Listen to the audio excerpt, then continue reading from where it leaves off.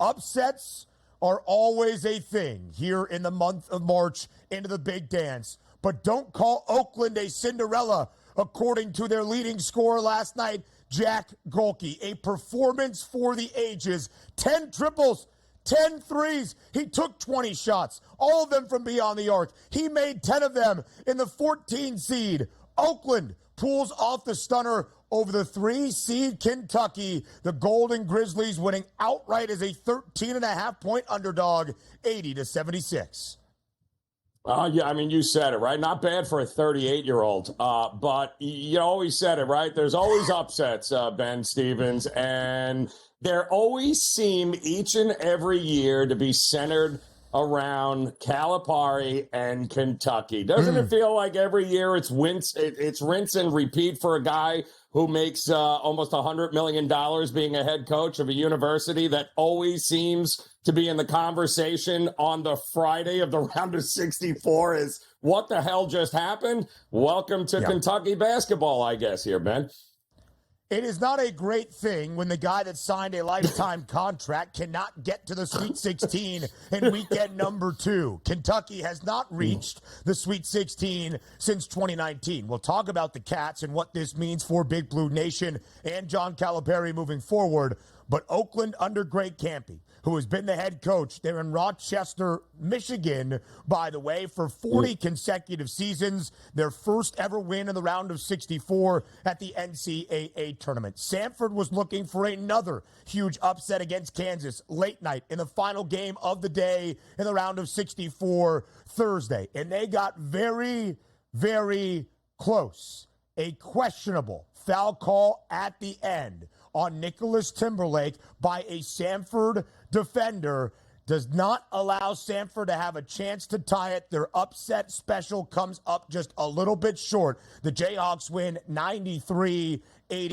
They do not cover as a 7.5-point favorite, a total in the low 150s. Skies over. Sanford got close, Joe. A questionable call at the very end held the Bulldogs back.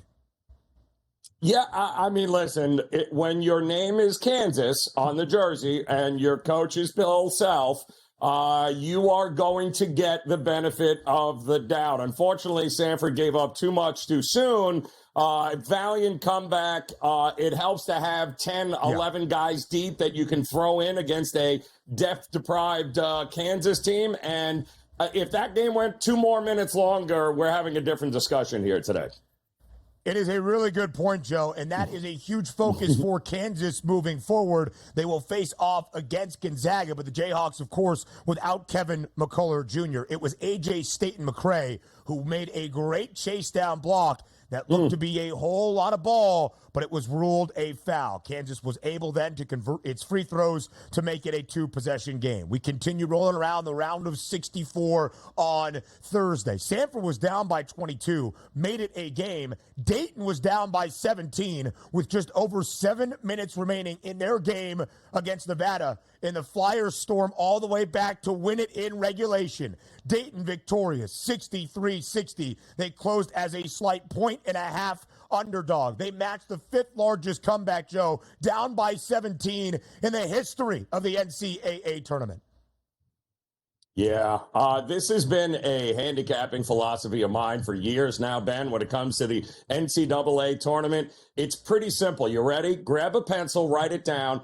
Fade the Mountain West at all costs. Do not back any Mountain West teams. They are absolute money burners, and Nevada showed you exactly what the Mountain West has been doing, Ben, for years now, not just recently, years. At least up until this point, Colorado State, who got the win against Virginia in the first 4 and then looked like Virginia's offense in the first half against Texas, that's the only win for the Mountain West. A couple of very likely contenders today with San Diego State, New Mexico, and Utah State taking the floor. NC State keeps winning games, Joe. They won 5 straight games on 5 straight nights in D.C. to win the ACC tournament, steal a bid into the NCAA tournament, now make that 6 in a row as they dismantle Texas Tech 80-67. The Wolfpack went outright as a 4.5-point dog. Yeah, no, not a great shooting night for Texas Tech. Washington, obviously not 100% there for Texas Tech. And give the Wolfpack credit. All of the trends for a team that had to win 5 like they did in their conference tournament usually doesn't end well, Ben, but it ended well for them in that game. It certainly did. NC State has now won more games in the last 9 days, 6, than they did in the entire month of February. That was just 3. Duquesne makes history. Their first NCAA tournament victory in 55 years since 1967 as the 11 seed in the East region pulls off the upset over the 6. That is BYU, 71-67. The Dukes win outright as a 9.5-point dog. Let the guy retire, people. Just let him retire, Ben. You know, the guy wants to retire. Let him retire. Yeah, that's really what Keith Dambrot is trying to do, but the dance continues. 2 more quick recaps for you. Oregon blows out South Carolina behind a former Gamecocks 40-point performance. His name, Jermaine Couisnard. And Gonzaga makes a statement against McNeese. The rest of this hour, recap for the round of 64 Thursday. Next.